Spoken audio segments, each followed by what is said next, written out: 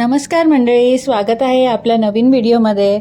तुमच्याकडे पण तिंदोरीची भाजी म्हटलं की सगळे नाकतोंड मुरडतात का?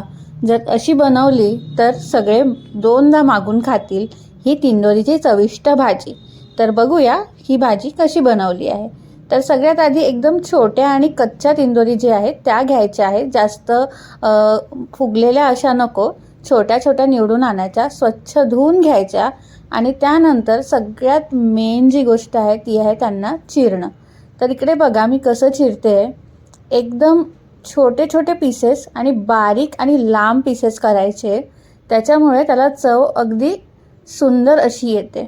तर बघा इथे मी छान लांब पीसेस तिंदोरीचे जे आहे ते करून घेतले आहे। स्वच्छ धुवून घ्यायची आणि त्यानंतर मग पीसेस करायचे।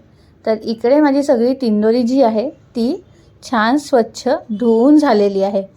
विश्वास करा, शेवटी एक असा मसाला मी सांगेल की ज्याने ही भाजी इतकी चविष्ट बनेल की ज्यांना नाही आवडत असेल ते पण आवडीने खातील।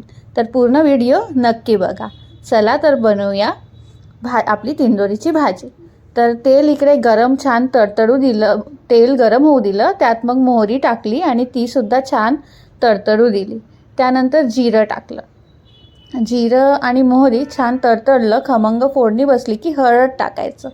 हळद टाकल्याने काय होते की त्यामध्ये आपण जेव्हा तिंदोरी टाकू ती आतपर्यंत तिंदोरीचा छान अब्सॉर्ब होते हळद, आणि त्याच्यामुळे एकदम चविष्ट असा फ्लेवर भाजीला येतो।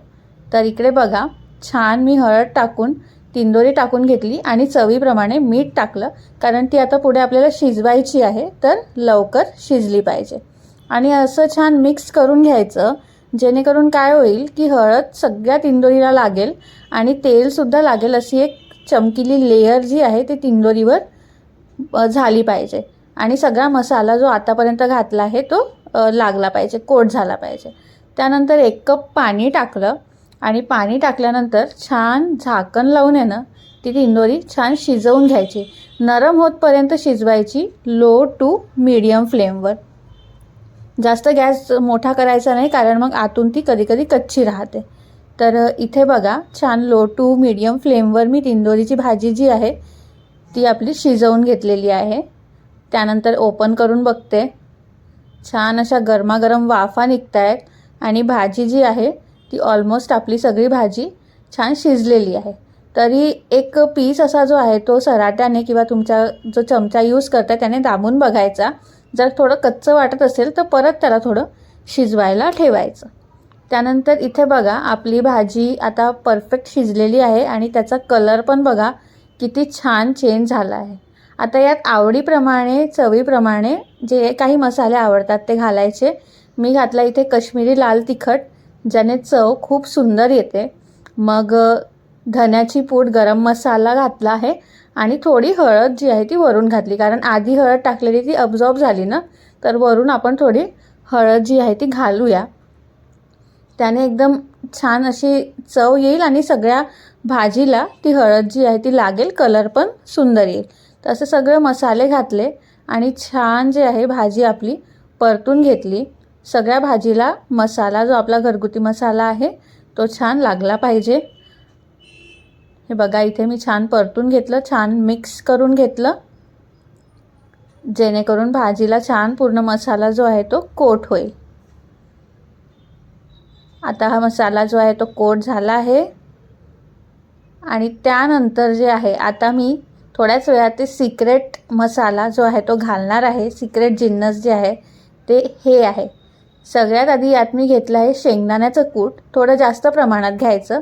2 चमचे शेंगदाण्याचं कूट असेल तर 1 चमचा तीळ आणि 1 चमचा सुक्कं खोबऱ्याचा कीस, हे असं घ्यायचं। डेसिकेटेड कोकोनट मार्केटमध्ये मिळतं। सो असं मिश्रण बनवून ना मग तिंदोरीच्या भाजीमध्ये घालायचं आणि त्याला छान मिक्स करून घ्यायचं, जेणेकरून तो मसाला सगळीकडे लागला पाहिजे। हे बघा किती छान दिसते। आणि त्यानंतर अशी आपली भाजी जी आहे ती रेडी झालेली आहे। त्यानंतर हिरवीगार कोथिंबीर भुरभुरली की आपली भाजी जी आहे ती रेडी, आणि इतकी चविष्ट लागते खायला की ज्यांना नाही आवडत ते पण मागून मागून खातील। तर अशी भाजी तुम्ही बनवून बघा, चविष्ट बनते। टिफिनसाठी, घरगुती उपयोगासाठी, घरगुती जेवणासाठी अगदी छान लागते ही भाजी. तर बनवून बघा आणि मला कमेंट्समध्ये सांगा तुम्हाला रेसिपी कशी वाटली. आणि चॅनलला लाईक, शेअर आणि सबस्क्राईब करा अशाच नवीन नवीन रेसिपीज बघण्यासाठी. तर आजच्या व्हिडिओसाठी एवढंच. भेटूया आपल्या पुढच्या व्हिडिओमध्ये. तुमचा